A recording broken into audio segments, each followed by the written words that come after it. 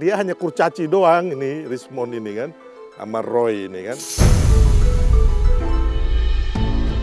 Kelihatan Bang bahwa memang mereka punya motif dan agenda agar Prabowo Gibran ini tidak sukses. Jadi mereka ini kalau memang mereka siap untuk kudeta atau revolusi, mereka akan lakukan kok. Teman-temannya Pak Jokowi mereka nggak percaya, UGM nggak percaya, terus Mabes Polri nggak percaya. Sekalipun malaikat yang mengatakan, Malaikat yang bilang juga nggak percaya. Jokowi itu asli, mereka bisa musuhan sama Tuhan.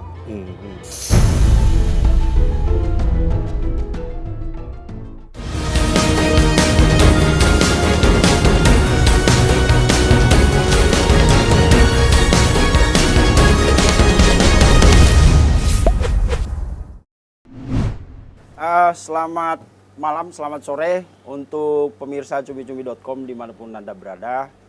Hari ini spesial interview kehadiran seorang bintang tamu yang sudah lama kita tunggu-tunggu sebenarnya. Ada Bang Sylvester Matutina. Beliau ini dulunya pengacara ya Bang, sampai sekarang pengacara ya. Iya. Terus pendiri sebuah organisasi besar namanya Solidaritas Merah Putih atau Solmed yang pada 2 masa kepemimpinan Jokowi kalau tidak salah menjadi relawan sampai kemarin ikut mengusung pasangan Gibran dan Pak Prabowo Gibran. Pak Prabowo Gibran. Dan saya juga wakil ketua tim kampanye nasional Prabowo Gibran. Ya, itu yang tidak banyak orang tahu karena Bang Sil ini jarang tampil di depan, lebih senang bermain di lapangan. Padahal kita sempat ngobrol ya Bang tentang strategi gemoy dari rumah ke rumah bawa mini kompo dengerin lagu itu ya. Iya. Kita ngobrol di Senayan City waktu itu. Dan kalau pemirsa lihat beberapa waktu belakangan ini beliau ini mulai intens tampil di TV, di YouTube, di TV, di media-media nasional dan hari ini senang sekali beliau ada di sini. Kita masih mau melanjuti sedikit saja tentang polemik ijazah Pak Jokowi. Iya. Tapi di sini mungkin tidak akan terlalu banyak karena sudah banyak pakar yang bicara tentang ini. Tapi ya sama aja Jokowi dan si Rismond dan Roy Suryo dan kawan-kawan tetap aja tidak terima apapun pendapat pakar hukum, pakar IT. Menurut Abang sejauh ini apa sih sebenarnya yang diinginkan Roy sama teman-teman? Atau apa yang terjadi sebenarnya? Gini, kalau saya sih mereka kan tidak percaya Roy dan Rismond. Tidak percaya pernyataan resmi dari yang mengeluarkan ijazah yaitu UGM. Mereka nggak percaya. Terus yang kedua, mereka juga nggak percaya pernyataan dan juga penyelidikan dari Mabes Polri.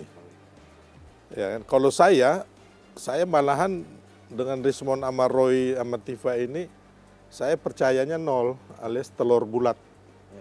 Telur burung unta yang besar itu. Jadi memang karena nggak ada dampaknya buat bangsa kita, ya kan. Terus mereka juga daripada narasi-narasi yang mereka buat itu dan yang katakannya penyelidikan ilmiah dari mereka itu, kalau saya lihat sih nggak dipakai oleh Barreskrim ya, oleh laboratorium forensik yang selama ini mereka telah menyelidiki dengan baik. Maksudnya Barreskrim sudah menyelidiki ijazah asli Pak Jokowi yang diberikan oleh ipar Pak Jokowi ke Barreskrim, ijazah asli nih yang diselidiki, dan hasilnya itu adalah identik dengan ijazah asli 3 orang kawan seangkatan Pak Jokowi. Nah, jadi intinya bahwa identik ini sinonimnya dengan sama dan sebangun atau serupa. Jadi yang diselidiki ini ijazah asli. Dibandingkan dengan ijazah asli juga hasilnya identik atau sama, sebangun atau serupa. Sedangkan kalau kita lihat sampai hari ini saya bingung. Roy sama siapa namanya? Rismond ini mereka selidiki apa gitu loh. Dasarnya dulu. Karena apa? Mereka tidak pegang ijazah yang asli atau ijazah yang palsu. Yang mereka selidiki kan hanya dari foto-foto digital ya. Digital.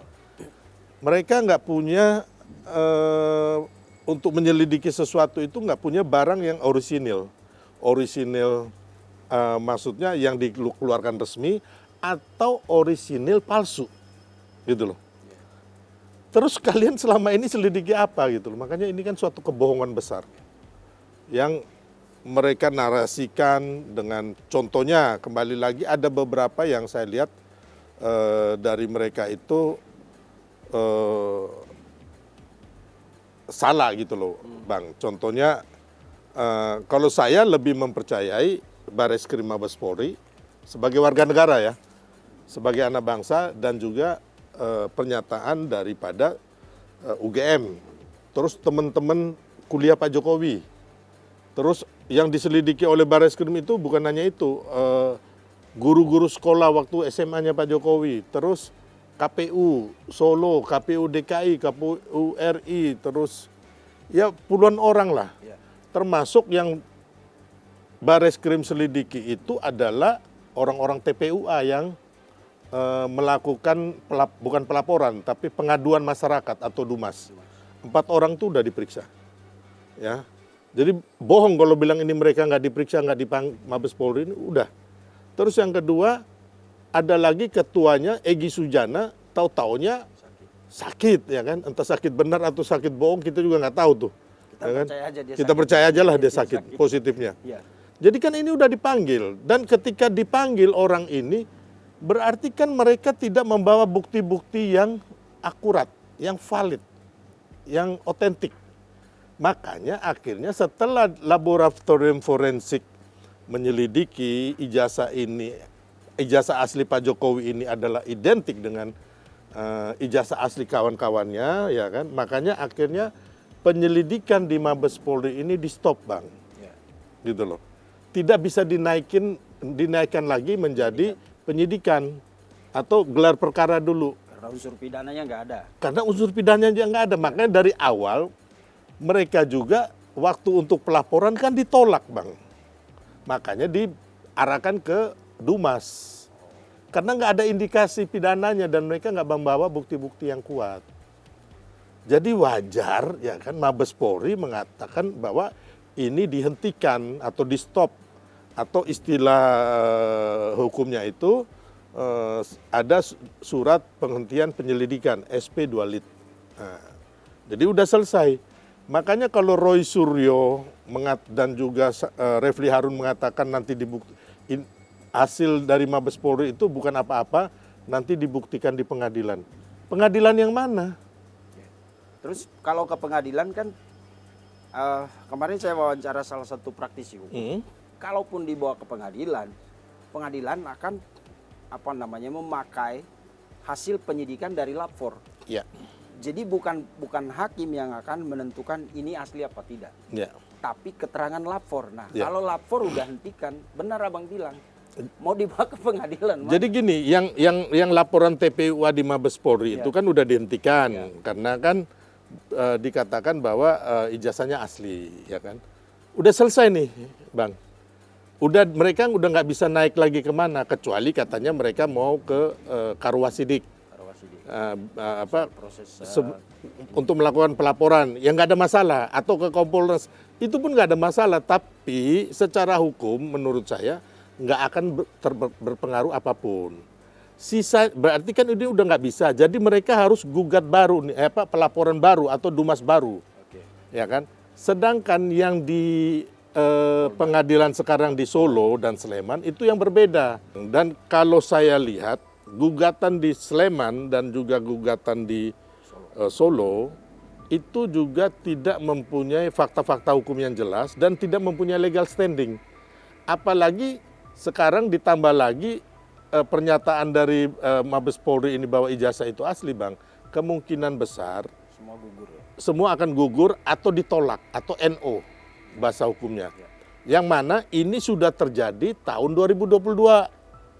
Ada 2022 apa 2023 tuh. Ada 2 gugatan juga objek yang sama. Sama gugatan mengenai ijazah palsu dan dua-duanya ini NO Bang ditolak. Yang dilakukan oleh Bambang Tri dan lain-lainnya. Terus satu gugatan di Petun Bang, habis itu dicabut juga. Karena memang tidak ada bukti gitu loh. Tapi berhadapan, saya ikutin dinamika diskusi di berbagai media ya, Pak. Berhadapan dengan Roy dan Rismon juga mungkin Dokter Tifa, kita kayak menghadapi ini telur atau ayam atau telur gitu. Karena ketika itu di ijazah diperiksa di Mabes Polri, diselidiki di Mabes Polri, lalu keluar hasil, lalu kemudian mereka mempertanyakan pembandingnya, yang 3 itu kan. Jadi dan dianggap seolah-olah yang orang ini palsu juga palsu, kan? Kan itu bisa jadi tuduhan juga, Bang. Iyalah. Karena meragukan pembanding, berarti mereka curiga yang dibandingkan tuh palsu. Iya. Mabes Polri bisa saja dilaporin, tinggal nanti kan ahli tata bahasa menentukan ini ada tuduhan atau tidak gitu loh mengenai 3 orang pembanding ini kan. Karena KW dengan KW ketika ya kalau KW dengan KW ya pasti ori. Iya. Maksudnya identik ya. Ya ori palsu maksudnya kan. Ya. Tapi ya itu tadi memang susah ya. Kita lihat Bang, kalau beberapa kali saya lihat kayak dari Rismon katanya dia bilang yang dia selidikin tuh huruf-hurufnya tuh. Time New Roman ya kan. New Roman. Nah, kita lihat ya. Ini dia. Nah, kan kalau kita lihat di Google ini kan bukan dari saya ya kan. Dipesan tahun 31 terus dipakai tahun 32 kalau nggak salah ya. Oleh majalah Times di London. Sedangkan dia bilang tahun 85 tuh nggak ada. Waktu penerbitan ijazah itu kan tahun 85 tuh menurut dia. Belum ada. Berarti kan terbantahkan Bang. Bukan saya yang ngomong, saya juga bukan ahli digital ya. Cuma apakah teknologi itu tapi terlalu jauh sih kalau misalnya tahun ditemukan 31 dipakai di Times itu majalah Times itu tahun 32 lalu tahun 85 belum nyampe ke Indonesia. Itu kayak kita terbelakang banget kalau sampai tahun 85 menurut Bang Rismon kita belum pakai ya kan. Ya, itu percetakan zaman itu suka-suka dia, makanya ini telur angsa besar itu Bang kita kasih ke dia. Nah, terus kita lihat lagi ada foto lagi Bang yang katanya ijazah itu ijazah di foto yang kacamata itu bukan ijazah Pak Jokowi tapi ijazahnya saudara Dumatno yang ini. Yang ini Bang. Yang satu lagi. Yang ini. Ini Bang, yang di tengah ini namanya Dumatno. Iparnya Pak Jokowi. Dumatno ini ponakan Bang. Ponakan. Saya kebetulan pernah ketemu, termasuk adiknya namanya Budi Utomo. Ya, jadi ini Dumatno ini yang katanya fotonya ini Bang, ditempel di sini. Sedangkan kita lihat bahwa dan mereka bilang kok ada ijazah pakai kacamata ya. Nanti ada ini juga yang dibantah Bang di sini Bang. Nah, jadi Dumatno ini Bang kelahiran tahun 77. Ya kan? Makanya kan saya tanya Roy, saya bilang Mas Roy, ijazah itu dipalsukan tahun berapa sih? Siapa yang memalsukan? Ya kan? Bagaimana cara memalsukan? Nggak pernah dia jawab. Oke, taruhlah kita ambil aja tahun 85. Waktunya tahun 85 Pak Jokowi lulus. Berarti kan Dumatno ini kelahiran tahun 77 Bang. Tahun 85 dia berarti umur 8 tahun ya. 8 tahun. Nah, berarti sedewasa ini mukanya. Mukanya sebesar ini, sedewasa ini. Ya kan? 8 tahun segini dewasa mukanya. Atau kita anggap aja tahun 90. 90 dipalsukannya. Berarti kan 13 tahun. Ya. Masa sedewasa ini?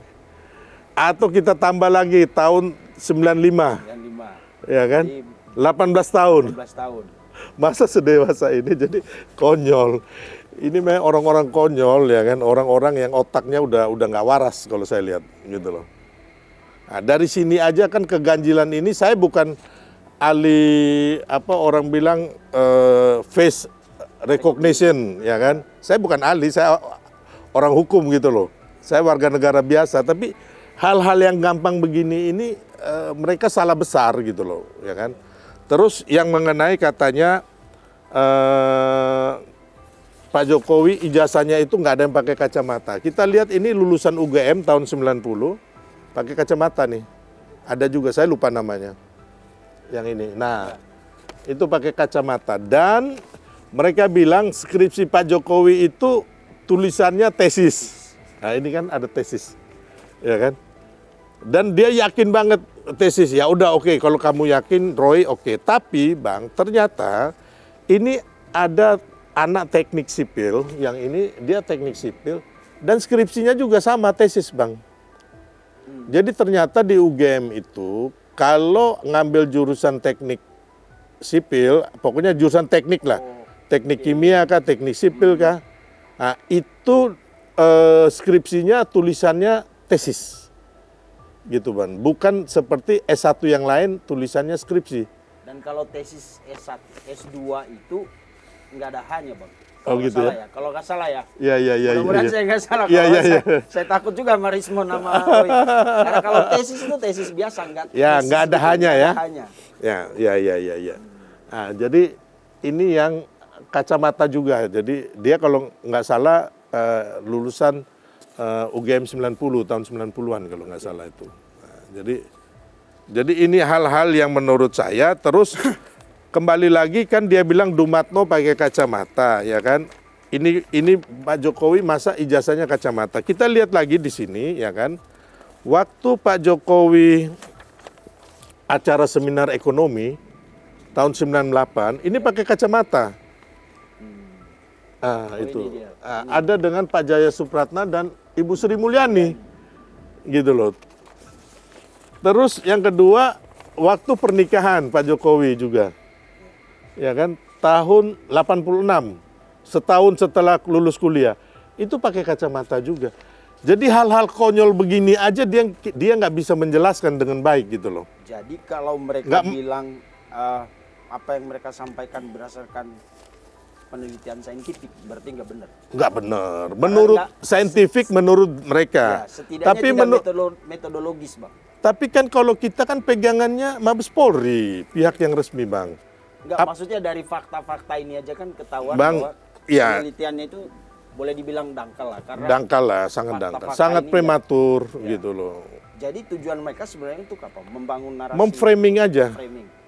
Jadi tujuan mereka itu hanya memframing, memang ini untuk menghancurkan lawan politik. Ya saya cerita Bang bahwa apa yang saya katakan ini bukan dari saya ya. Kita lihat dari ada pernyataan daripada Pak Jimli Asdiki. Pak Jimli Asdiki itu mengatakan ya, saya baca aja dari salah satu media bahwa Pak Jimli menilai upaya mempersoalkan ijazah Jokowi adalah tindakan tidak etis dan merupakan strategi licik yang kerap digunakan untuk menjatuhkan lawan politik secara tidak sehat.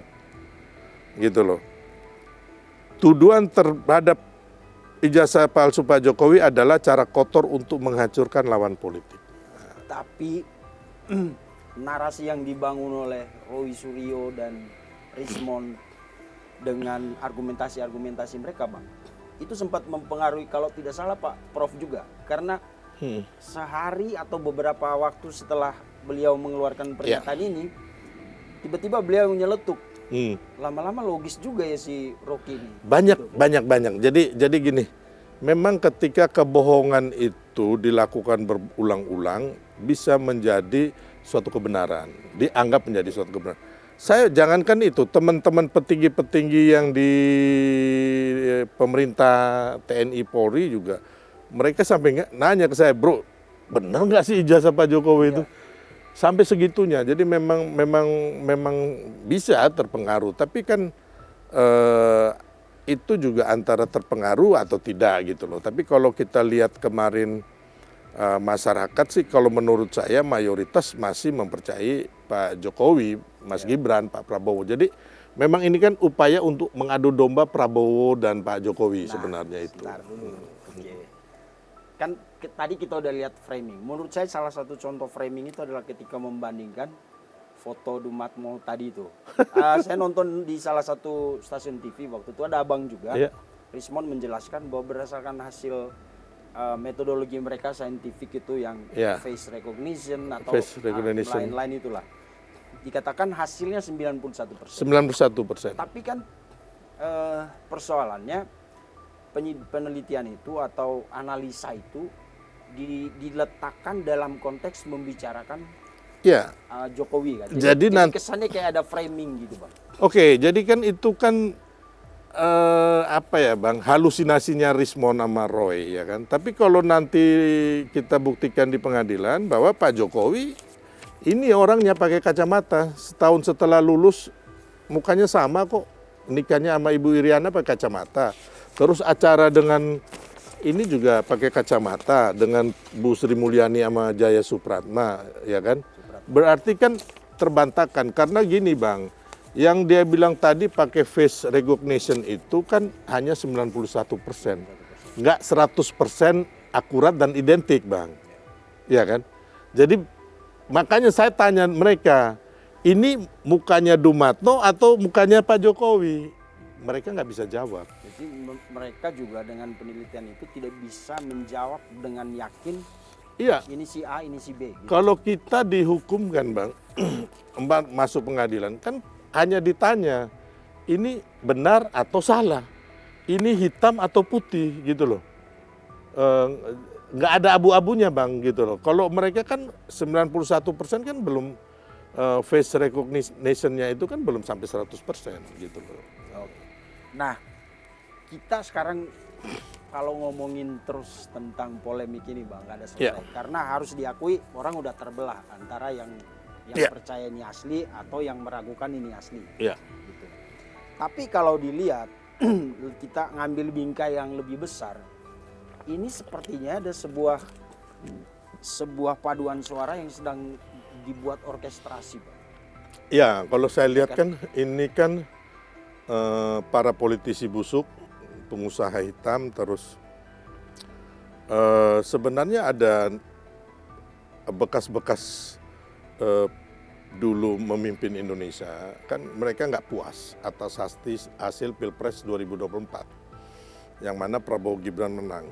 Makanya kalau kita lihat orang-orangnya yang mempermasalahkan kayak ijazah palsu, terus kemarin matahari kembar, terus isu pemaksulan Gibran, itu orangnya sama, kolamnya dan orangnya sama, ya kan. Rata-rata mereka yang nggak intinya waktu Pilpres kemarin capresnya kalah, Bang.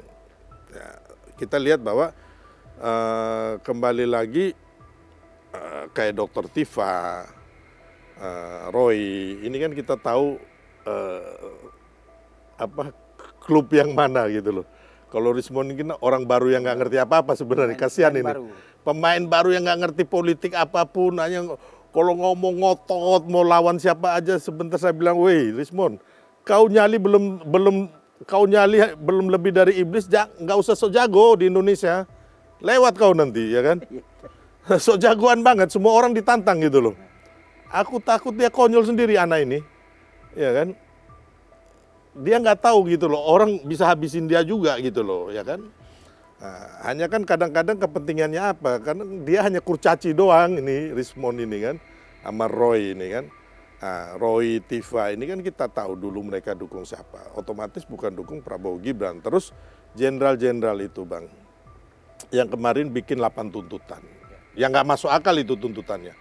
Nah, kalau kita lihat ya kan, jenderal-jenderal ini adalah kubu yang kemarin mendukung Anies, ya kan?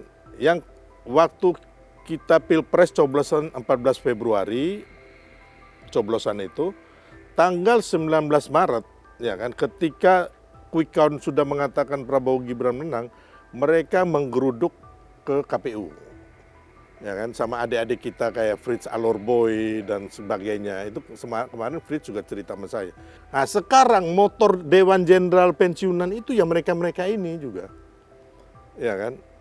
Kelihatan Bang bahwa memang mereka punya motif dan agenda agar Prabowo Gibran ini tidak sukses, hancur di tengah jalan. Kan itu intinya. Cuma sekarang bermainnya di dan mereka juga mengatakan ingin kalau bisa ada revolusi Bang, jangan salah, ada kudeta. Wah, ngeri kali. Iya Bang, jadi contohnya ya kan ada juga pendeta yang Kristen yang meramalkan bahwa Indonesia akan krisis. Habis itu terjadi kudeta. Jadi mereka ini kalau memang mereka siap untuk kudeta atau revolusi, mereka akan lakukan kok. Udah banyak mereka ngomong di mana-mana. Karena apa Bang?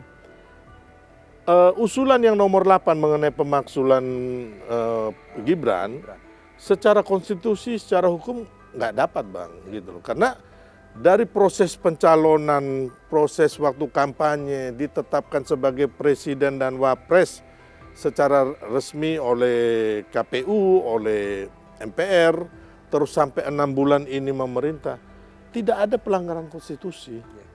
Ya kan, satu-satunya jalan ya kan, ya mereka mau impeachment gitu nggak bisa Bang, gitu loh Bang, ya kan. Yang ada sekarang bagaimana mempengaruhi masyarakat dengan isu-isu konyol ini, gitu loh, isu ijazah palsu, isu matahari kembar, isu pemaksulan 8 poin, menteri-menteri titipan itu. Jadi intinya itu Bang, gitu loh. Nah, dan itu kalau umpama sudah terpengaruh masyarakat, terbelah, ribut, ya kan, otomatis kan terjadi kudeta ataupun revolusi. Dan tentunya yang kita korbankan adalah anak-anak bangsa kita, perempuan-perempuan kita, anak-anak kita. Makanya saya dalam posisi ini, saya akan di depan. Saya nggak mau terjadi ada korban satupun anak merah putih akan jadi korban, gitu loh Bang, daripada ambisi, ya kan, politik dari orang-orang yang nggak benar ini, gitu loh. Kita pernah banyak ngobrol, tahu dari teman-teman informasi juga Bang Sil termasuk yang sangat cukup militan lah waktu kontestasi itu, tapi sampai sekarang tidak memilih masuk gitu ya Bang. Ini disclaimer aja, jangan sampai lu ngomong gitu karena lu orang Jokowi ya kan. Kita disclaimer gitu. Jadi kalau saya boleh jawab bahwa selama saya dari 2014-2019 saya nggak pernah ngambil proyek, ditawari jabatan saya tolak. Bahkan terakhir itu waktu Ahok mundur, harusnya komisaris utama Pertamina itu saya. Wah, ini baru nih. Ya. Saya baru dengar yang saya tolak Bang, ya kan? Karena apa? Saya punya usaha yang cukup lumayan di bidang penerbangan, di bidang pertambangan, terus otomotif, terus logistik.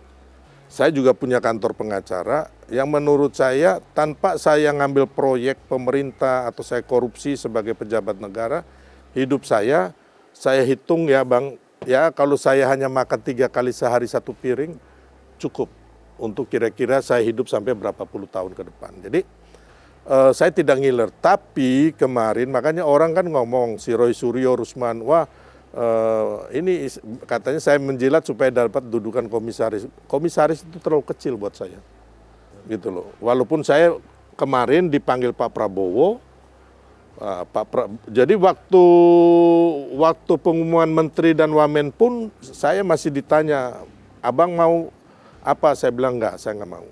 Terakhir Pak Prabowo manggil saya, waktu ada diskusi-diskusi, terus Pak Prabowo bilang, abang jangan nolak ya, bantu di bidang pangan. Nah, setelah pertemuan itu langsung dari istilahnya Pak Prabowo melalui orangnya minta saya kasih CV, akhirnya saya dilantik jadi komisaris di ID Food. Setelah sekian 10 tahun lebih saya menolak, 12 tahun. Gitu Bang. Nah, ini hanya bentuk pengabdian saya untuk bangsa karena ini bidang pangan yang Pak Prabowo ingin agar kita swasembada pangan, gitu. Jadi kembali lagi, Rismon sama Roy Suryo kalau hanya sekedar jabatan komisaris, saya komisaris utama dan direktur utama di banyak perusahaan saya. Dan saya bangun dari minus dan dari nol. Dari kantor hukum saya ya, omsetnya miliaran ya. Jadi saya bukan ngomong sombong ya kan. Kalau kamu mau ngambil itu komisaris, ambil aja, karena jabatan komisaris ini hanya 5 tahun Bang. Besok pun saya bisa dipecat, ya kan? Kalau kalian mau ambil, ambil. Tapi Bang, kebenaran untuk anak cucu saya itu akan bertahan selamanya hingga anak cucu saya kembali. Ya, loyalitas, persaudaraan, persahabatan saya, ya kan, dengan Presiden Prabowo, dengan Pak Jokowi, dengan Mas Gibran dan masyarakat dimanapun, tukang becak, tukang warung, itu tidak bisa dinilai dengan jabatan dan uang.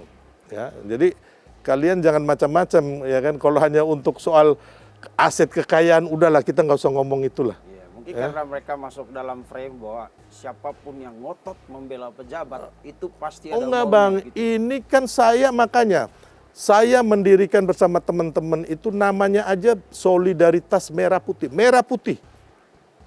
Kami ini merah putih, jadi jangan coba gitu. Yang kami lawan itu kadrun-kadrun gitu loh. Ya kan? Yang kau pergi ke Rijik itu yang kami lawan. Gitu loh. Kami nggak pusing dia siapa gitu, Rismon. Kau anak baru, kan kemarin dia nantang-nantang saya nih. Kau anak baru nggak ngerti siapa-siapa, nggak ngerti aliran dana yang didapat orang-orang ini untuk ijazah palsu, untuk matahari kembar, untuk yang kau tuh nggak ngerti. Saya wakil ketua TKN, saya orang di balik layar strategi pemenangan Pak Jokowi 2014, 2019, Prabowo Gibran 2024. Kau bukan siapa-siapa, Rismon. Kau anak kemarin sore gitu loh, udah ngoceh banyak. Kami ini yang masuk kemana-mana, belusukan, menangkan Gemoy, ya kan? Bawa mini kompo ya. Bawa mini kompo, ya kan? Bikin semua kampanye Prabowo Gibran di mana-mana. Gimana sih? Mau dibandingin hanya cecungu kurcaci kayak Rismon sama Roy ini, gitu loh. Oke. Tadi abang sudah sempat singgung nih. Tadi saya sebenarnya agak takut masuk ke situ. Nggak apa-apa, nggak ada masalah. Ini kita soal ngomong dana. fakta, Bang. Ya, dan itu Bang Ali, Bang Ali Ngabalin kemarin udah mensinyalir itu. Ini ada bohirnya. Ya. Ini proyek panjang, Bos. Dan kayaknya sebelumnya Bang udah pernah ngomong tuh bahwa ada aliran yang enak-enak. Ini di handphone saya ini ada semua, Bang. Uangnya dari mana-mana itu ada semua. Ya kan? Bisa dibuka ya, Bang ya. Jadi teman saya tuh hampir semua di kepolisian, TNI, Polri, BIN, terus di lapangan, aktivis-aktivis gitu loh. Itu teman-teman saya semua gitu loh, ya kan. Ya bagaimana kayak dulu saya ngomong kayak Pak Sutioso mau jadi kepala BIN, saya diminta tolong oleh Pak Jokowi untuk mengamankan, ya kan. Saya undang semua aktivis, Bang. Semua teman-teman relawan, organisasi, buka puasa di rumahnya Sutioso di Cibubur, terus di kantornya dia PKPI waktu itu, terus saya yang mengantar ke ke DPR untuk dia hearing dengan DPR. Jadi kalau kayak Rismon gini, anak kurcaci bego-bego nggak ngerti apa-apa, Bang. Nggak ada masalah ngomong kayak gini. Karena kemarin dia nyerang saya secara pribadi masalah komisaris. Terlalu kecil Rismon, komisaris itu bagi saya, nggak ada apa-apanya. Gitu loh. Aset saya, harta saya kalau mau ngomong berkali lipat dari kau punya lah. Gitu aja. Oke. Jadi tadi berarti benar ada orkestrasi ini. Iya. Walaupun masih main di lini masing-masing. Oh iya. Kan, di jasa Jokowi siapa tapi orang kan bertanya, Bang, untuk apa? Kan Pak Jokowi udah bukan presiden, nggak punya. Sebenarnya logikanya gitu, Bang. Kalau kita yang waras, nalarnya sehat, nanti 2029 kita tarung lagi. Ya kan? Iya. Tarung lagi, tampilkan lagi kembali Anies, tampilkan kembali lagi Ganjar, tampilkan lagi siapa gitu. Gak ada masalah gitu loh, fair. Tapi kasih kesempatan dong orang yang menang ini untuk membangun bangsa. Gitu loh. Iya kan? Mau jadi apa bangsa ini kalau kalian recokin terus, kalian adu domba terus. Dan kenapa harus Jokowi? Hah? Nggak ke Prabowo gitu. Kenapa harus Pak Jokowi yang kan bukan dia yang berkuasa sekarang. Kenapa kesannya Ya, harus di mereka Jokowi yang ini kan digergaji gitu? mau mengadu domba Pak Jokowi sama Mas Gibran dengan Pak Jokowi. Ketika ini terjadi pun, ya kan, sasaran utamanya juga Pak Prabowo. Mereka nggak bisa langsung gergaji Pak Prabowo. Ini dulu, Bang, gitu loh. Ketika ini digergaji, terjadi revolusi, Gibran diganti, otomatis kan kacau semua, Bang. Gitu loh. Hasil akhirnya Prabowo Gibran juga mau ditumbangin gitu loh. Oke. Nah, yang saya bilang tadi, kalau saya ngomong masalah orang-orang bohir di belakangnya mantan-mantan penguasa ini mana, nah, saya pikir saya belum bisa memberikan faktanya saat ini. Tapi kalau kita melihat bahwa dari luar itu ada permainan, Bang, ya kan? Kan mereka sakit hati juga zaman Pak Jokowi, ya kan? Kita ngomong, ya kan, kayak dari luar ini umpamanya pendanaan dari Timur Tengah untuk organisasi-organisasi yang kemarin dibredel oleh Pak Jokowi. Terus dari Eropa ataupun dari Amerika. Hanya untungnya Bang, saat ini Amerika itu udah menyetop bantuannya terhadap negara-negara seperti Indonesia. USAID itu udah dihentikan. Tapi kan George Soros mereka itu kan masih Bang untuk membiayai LSM dan media-media kita itu. Masih. Tapi untungnya Amerika ini sekarang lagi fokus untuk dia punya urusan dalam negeri dan perang dagang. Termasuk dia ikut campur di urusan Rusia sama Ukraina, Palestina sama Israel, terus Pakistan sama India. Untungnya itu Bang. Dan dari analisa Pak Hendro Priyono, Iya. Amerika bahkan mau menghentikan semua itu Bang, karena kekuatannya Ya, kan dia mau fokus sama dirinya kalau Pak sendiri Hendro kan sekarang. lebih hebat dari saya, mantan kepala BIN, ya kan. Tapi saya ini kan pasal-pasal ini kan saya hubungkan gitu loh, fakta-fakta dari teman-teman intelijen, teman-teman yang ngerti urusan internasional, teman-teman kita di lapangan gitu loh Bang. Kayak yang kemarin demo Indonesia Gelap, ternyata kan akhirnya ketahuan bahwa demo itu kan dibiayai oleh para koruptor. Ya kan? Makanya Yang gelap sawit-sawit judulnya. itu. Iya kan Bang? Betul. Jadi jangan katakan kita ini bohong, ada gitu loh. Ada Bang. Kan sekarang udah kelihatan Bang, di kejaksaan sendiri kan mau dihancuri oleh koruptor sawit itu Bang. Ya kan? Bagaimana mau dihancuri itu semua Kejaksaan Agung itu. Makanya ada kebijakan itu kemarin, perintah dari Jaga. Panglima. Jadi jangan sampai bilang kita ini nggak ngerti. Itu kita bisa bahas di lain waktu Bang, soal perintah Panglima untuk menjaga kejaksaan. Karena selama ini rame terus ketutup sama isu Jokowi. Nah, cuman yang jadi jadi pertanyaan kita sekarang itu kan isu-isu ini kan kayak muncul meletup. Kayak hari ini selesai, besok ada ini, besok ada ini. Iya, makanya tadi Bang, ini bohir-bohirnya ini belum menyatu. Mereka masih bermain sendiri-sendiri. Belum ada yang orkestrasinya ya masih begitu-begitu sendiri-sendirilah. Gitu loh Bang. Belum sinkron banget. Belum sinkron ya kan. Kadang ada yang istrinya belum nyambung. Iya. Belum nyambung. Ada yang mantan penguasa ini kan sama Pak Prabowo juga udah dirangkul. Nanti dia begini ya kan. Mau dirangkul masih sombong ya. Intinya begitu ya kan. Oke. Nah, ini kan digesek terus ini antara kita tahu yang di depan layar yang saya lihat bagaimana harmonis akurnya Pak Jokowi dengan Pak Prabowo dulu waktu masih di masa pemerintahan Pak Jokowi yang terakhir itu Pak Prabowo ada di Kementerian Kemhan waktu itu ya, dan digosok-gosok berpengaruh, mereka terpengaruh nggak sih Pak? Enggak. Ada yang renggang atau apa? Pak Jokowi dan Pak Prabowo itu saya lihat adalah negarawan ya. Jadi mereka tidak terpengaruh. Terus yang kedua, kalau saya lihat orang dua ini saling jatuh cinta Bang. Oh, gimana? Udah bukan soulmate, udah bukan bestie Bang, tapi udah soulmate. Jadi dua orang yang jatuh cinta, yang mempunyai tujuan mulia untuk memajukan bangsanya. Ya kan? Untuk memajukan Indonesia menuju Indonesia Emas 2045. Dan bagaimana kita lihat Pak Jokowi sampai akhirnya dia nggak mematuhi ataupun nggak menggubris Ibu Megawati, PDIP partainya bahkan dipecat dengan resiko dipecat agar mendapatkan pemimpin Indonesia yang mempunyai hati buat rakyat, yang tidak bisa diintervensi oleh pihak pengusaha hitam, politisi busuk, pimpinan partai atau yang punya partai dan pihak asing. Dan itu adanya di Pak Prabowo. Nah, dan ini kan Pak Jokowi dari dulu sudah meletakkan dasar-dasar untuk Indonesia maju. Makanya waktu zaman Pak Jokowi kan pembangunan infrastruktur digenjot, ekonomi digenjot, ya kan? Nah, ini yang saat ini dilakukan oleh Pak Prabowo. Makanya kemarin waktu panen beras, kita kan sekarang udah swasembada beras. Pak Prabowo mengatakan bahwa swasembada beras ini terjadi karena jasa Pak Jokowi. Wah, makin kepanasan itu lawan-lawan.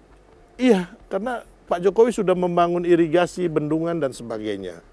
Sekarang kita pupuk akhirnya sudah bisa tersedia, beras swasembada, jagung swasembada, terus telur, terus ayam, udah swasembada kita. Nah, jadi di situ kita melihat bahwa udahlah, kalian mencoba menghancurkan hubungan Pak Jokowi dan Pak Prabowo ini nggak bisa, Bang. Karena mereka dua orang yang sangat dewasa, sangat negarawan, dan juga saling mempunyai hati yang sama untuk membangun Indonesia agar Indonesia ini menjadi negara maju, bukan terjebak sebagai negara gagal gitu loh, Bang. Dan kelihatan di hari peringatan hari lahir Pancasila kemarin ya. Iya. Itu pernyataan Pak Prabowo itu keras sekali. Iya. Tentang bahkan dia berani mengatakan orang-orang pejabat di birokrasi pun banyak yang maling, banyak maling, pengusaha dan lain-lain. Iya. Gitu. Itu spirit yang luar biasa sebenarnya. Iya, makanya kan kita lihat ini kan di pemerintahan Prabowo ini kan selain melanjutkan, makanya waktu di TKN dulu kan hanya melanjutkan. Ya, dia punya tagline-nya. Prabowo Gibran lanjutkan, tapi saya tambahkan sempurnakan. Jadi lanjutkan dan sempurnakan itu dari saya, Bang. Oh, gitu ya. Ya. Ya, jadi memang saya suka bermain tagline. Waktu Pak Jokowi juga, Jokowi adalah kita, kita adalah Jokowi. Saya yang masang spanduk seluruh Indonesia itu. Terus 2019 ganti presiden, saya bikin 2019 tetap Jokowi.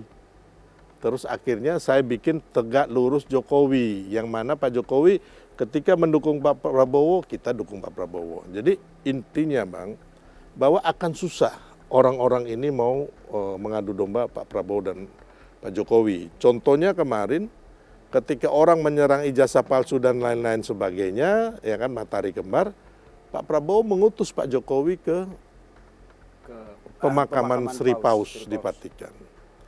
Ya kan? Tapi itu masih aja mereka nggak percaya gitu loh.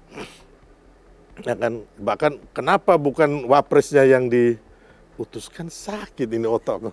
Itu aja kalian maksudnya udah melihat bahwa ya come on lah, nggak bakalan lah kalian bisa mengadu domba, ya kan.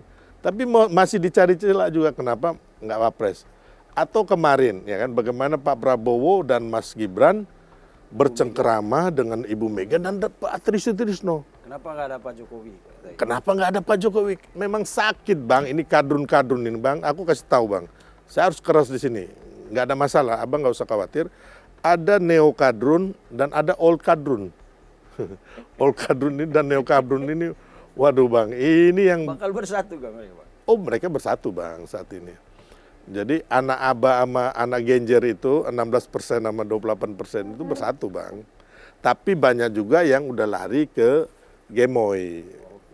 Gitu loh, Bang. Makanya kemarin hasil survei indikator Burhanuddin Muhtadi bahwa 66,9% tidak mempercayai ijazah Pak Jokowi palsu. Jadi anak Aba dan anak Genjer ini udah banyak yang ke Gemoy, Bang. Oke. Nah, terus terakhir ini, Bang, ya. Kan tadi kata Bang ada kekuatan lah di belakang semua puzzle ini yang sekarang masih bermain sendiri-sendiri. Rudi Suryo mungkin di lini kiri sama Rismond, mungkin Refli dan teman-temannya ada di sisi mana, di sayap mana gitu. Tapi berarti kan kita ini akan selalu ada di bawah ancaman dari dalam sendiri, Bang. Kalau tadi Abang ngomong tentang Amerika segala macam gitu kan. Iya. Sementara di dalam ini ternyata potensi untuk pecah belah itu lumayan kuat juga ya. Ya itulah makanya. Ke 2029 kira-kira kan gini, akan Bang, seperti apa efeknya? Kan kita lihat ini kan orang-orang ini kan saya bilang tadi memang nggak punya hati buat bangsa kita, Bang. Bukan buat Pak Jokowi aja. Pak Jokowi yang sudah membangun bangsa ini, kalau saya lihat, saya sering ketemu Pak Jokowi itu jam 7 pagi. Dan biasanya beliau itu jam 12 malam itu baru tidur. Saya temenin itu kan. Hanya berapa jam keliling seluruh Indonesia menyapa dan menemui rakyat. Tidak korupsi. Sama seperti mereka itu yang tukang korupsi Bang ini sekarang yang tukang drum. Dilaporkan, Digeruduk. korupsi dan lain-lain. Iya, nggak ada bukti. Nggak ada bukti, ya kan. Pernah Refli Harun saya didu bersama teman-teman kita pengacara juga, yang ada juga teman-teman kita dari NTT lah. Pak Abraham kalau nggak salah. Nah, Gitu ya. mereka lapor, ya Abraham Samad saya didu, lapor korupsi Pak Jokowi di KPK.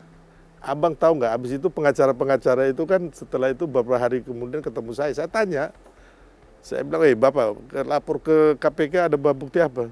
Nggak ada, terus kami hanya daftar absen, habis itu pulang ada teman-teman media doorstop di situ, habis itu kami pergi ngopi-ngopi. Gila nggak? Berarti emang tujuannya membangun opini, Pak. Iya, hanya menghancurkan karakter orang, gitu loh. Menghancurkan karakter lawan politik seperti yang dikatakan oleh Pak Jimli Asyidiki. Hanya untuk itu gitu loh. Ya sambil mereka mungkin naikin nama mereka kan. Gitu loh. Oke. Terakhir nih Bang, saya tahu Abang sibuk, pasti mau ada agenda lagi setelah ini. Kan kita menunggu ini. Menunggu proses di Polda kan. Ya. Menunggu proses di Polda. Juga menunggu letupan-letupan nih. Puzzle-puzzle yang ada di mana-mana ini, kapan nyambungnya. Apa yang harus kita lakukan?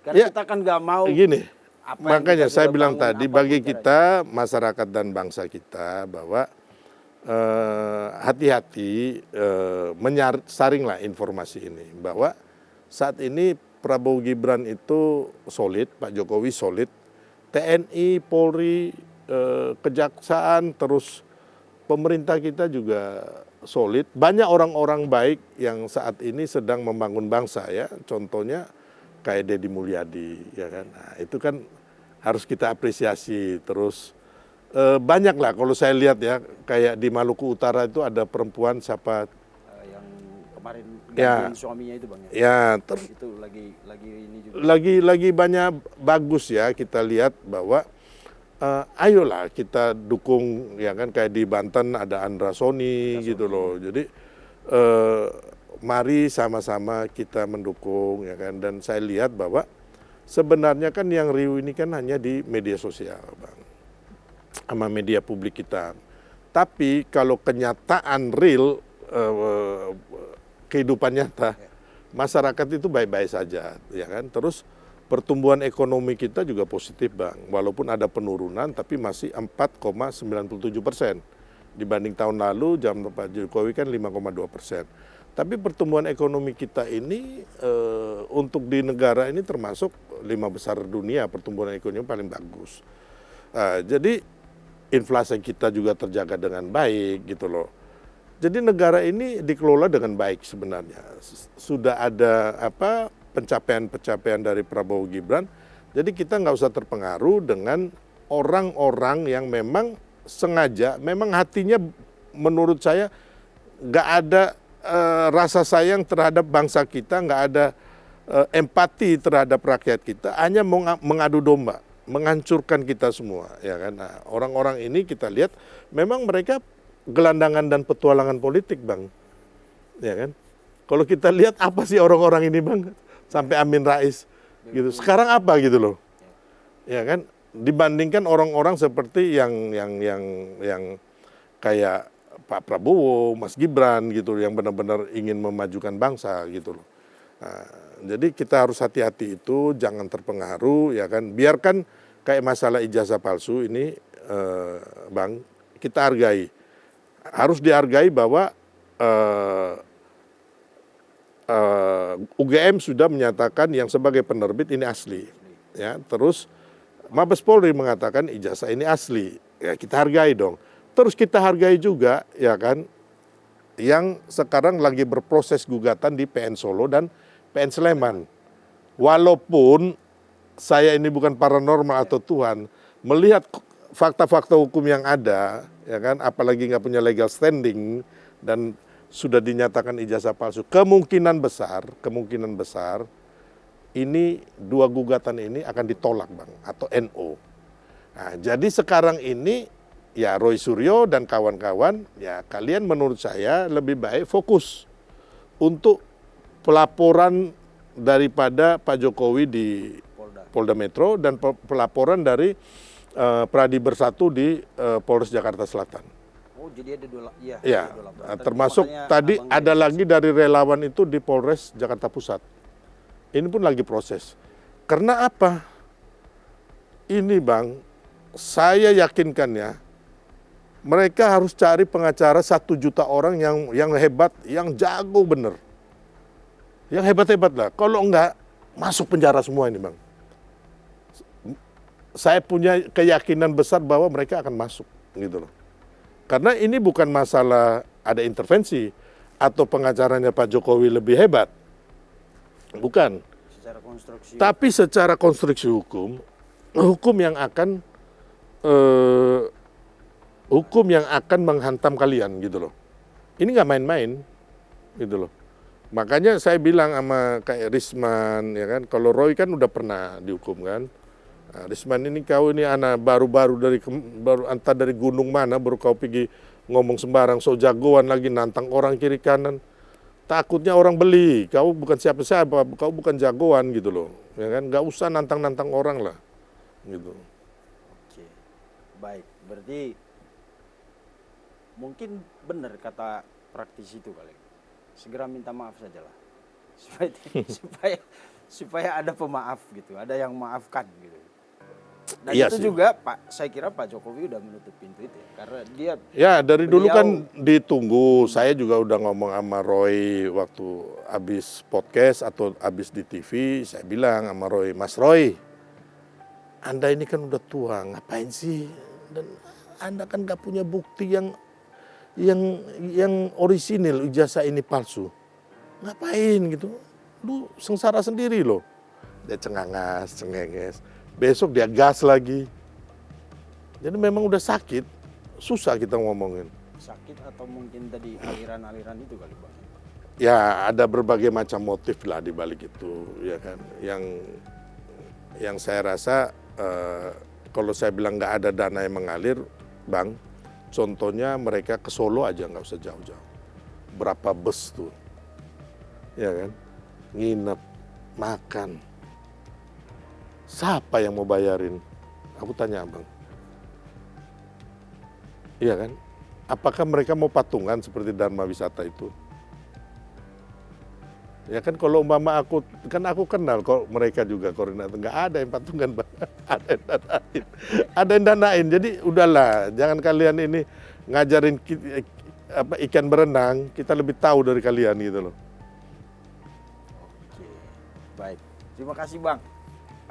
Mudah-mudahan nanti kita ketemu lagi entah tentang matahari kembar atau tentang isu-isu lain, tapi terima kasih. Saya pikir memang soal ijazah ini tidak akan ada selesai. Ya. Selama yang kita hadapin adalah orang yang memang udah memulai segala sesuatu dengan skeptisisme. Skeptis, apapun penjelasannya ya udah skeptis karena Ya jadi kan teman-temannya Pak Jokowi mereka nggak percaya, UGM nggak percaya, terus Mabes Polri nggak percaya. Takutnya dari surga juga mereka nggak percaya. kan sudah ada yang bilang gitu. Iya, iya. Bahkan sekalipun malaikat yang mengatakan Malaikat yang bilang juga nggak ijazah percaya. Jokowi itu Iyalah. asli, mereka bisa musuhan sama Tuhan. Itulah tadi sebenarnya ngobrol sih, lebih ngobrol. Iya. Biar lebih rileks, lebih santai lah kita hadapin masalah ini. Karena dari berbagai diskusi, dari berbagai forum yang kita udah lihat entah di TV atau dimanapun off air segala macam, sepertinya kita melihat bahwa kalau masih begini terus nggak akan ada ujungnya gitu. Karena